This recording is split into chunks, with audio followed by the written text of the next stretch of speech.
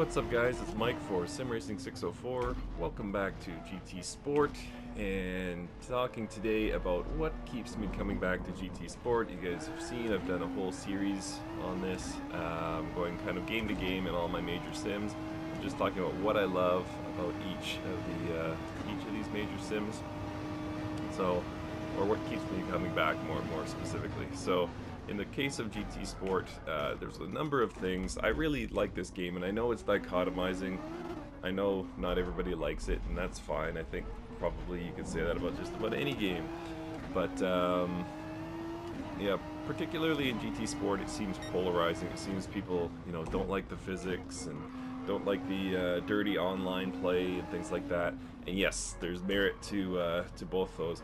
Are the physics great? No, but I find them passable.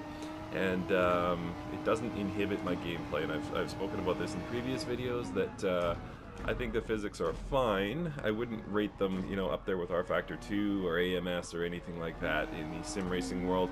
But in terms of drivability, does it get in the way of me having a good time in this game? Absolutely not. So what keeps me coming back? First and foremost, the graphics. And you wouldn't think, and believe me, I'm not somebody that has some 4K high-end rig or high-end video rig, that is, and really appreciates the subtleties of graphics and lighting and things like that. But even for amateur eyes like mine, the visuals are so nice that it really enhances the effect. And I often find myself, just shaking my head, just like, how did they make something this nice looking? And so that really does enhance. The second thing is the just popularity of this game. And why does popularity matter? Well, it matters for online, because this game is heavily online based. There's both lobby racing, where you can just jump in with a bunch of strangers, and there's sport mode, which is the competitive online end of GT Sport. And it's so populated that you're never, starved for competition. You can go to just about any, not lobby necessarily, but in sport mode, you can just go to any sport race at a reasonable time of day, and actually an unreasonable time of day, because this is popular around the world, and you can find a full race, or at least 12 or more is what I find. I don't think I've ever had a race with less than 12 other people from around the world, which is really cool. And yes, it is filled with people who just want to knock you off the road. That is true. But as you ascend the ranks, your spoiler alert, if you hang back for a few races, just take losses and don't crash, your safety rating will go up. And once you have a high safety rating, you will be able to race again, because it weeds out people who are just there to wreck you. So go for that, and it will enhance your online experience, absolutely. Something else that keeps me coming back, and by the way, the online mode in this game is pretty much an endless well. I would say, if nothing else, that will keep you coming back. But other things include the sound, because I compare this game to previous GT titles, and the sound is much improved. It had always been criticized for, having very, kind of hollow sounding cars, and a lot of them sounded like vacuums. It was always the big thing about, are you driving a Nissan or a Hoover? Well, I think they've made big leaps there. Again, I don't think you'd confuse it with the best in sim racing. This is no race room, that's for sure, but massive improvements over what it was. And so Polyphony Digital and Sony are to be commended for that, in my opinion, because they're listening to the fans and they're making things better.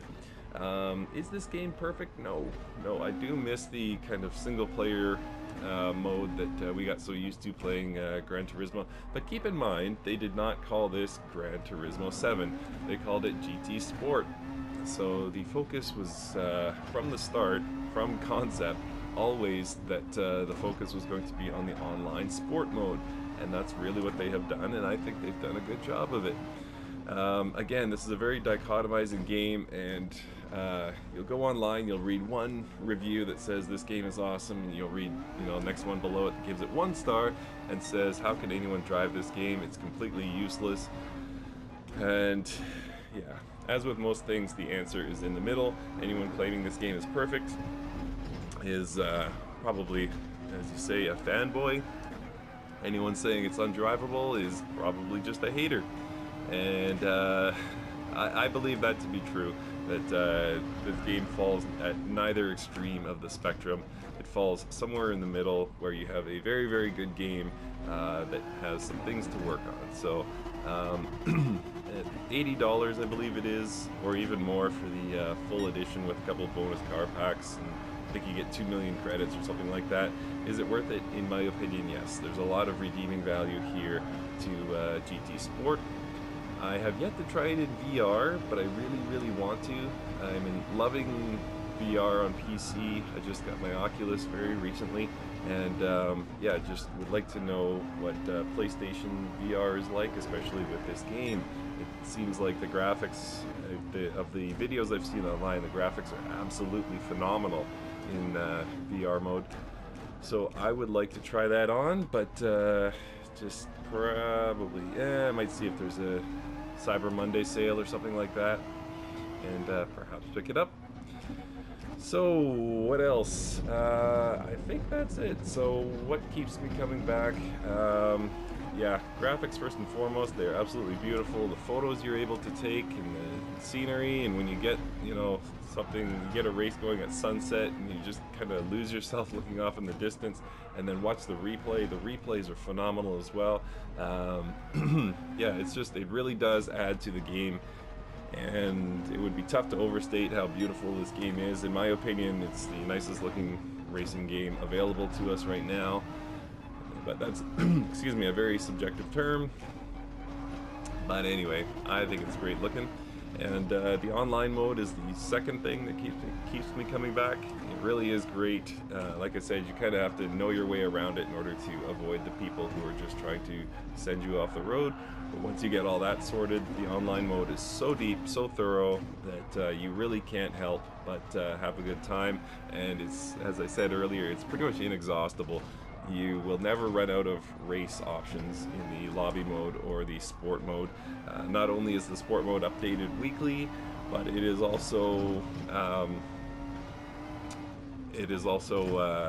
what was I going to say? Completely lost my train of thought there. Sorry about that. Should really start taking notes before I do these driving talks.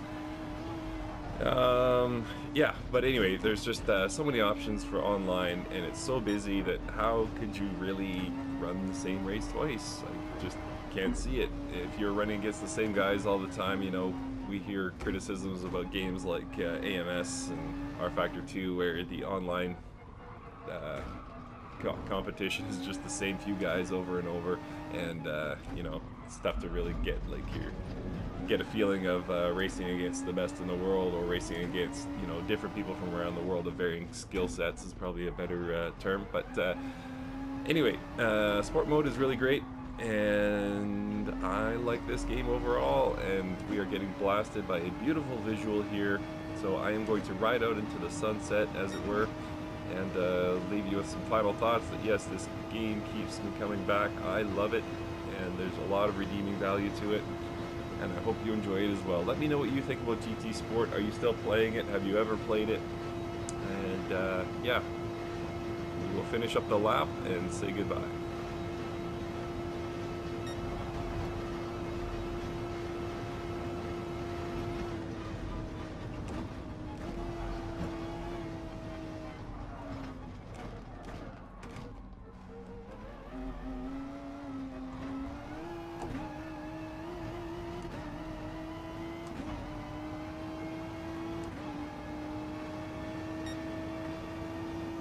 Thanks for watching, guys.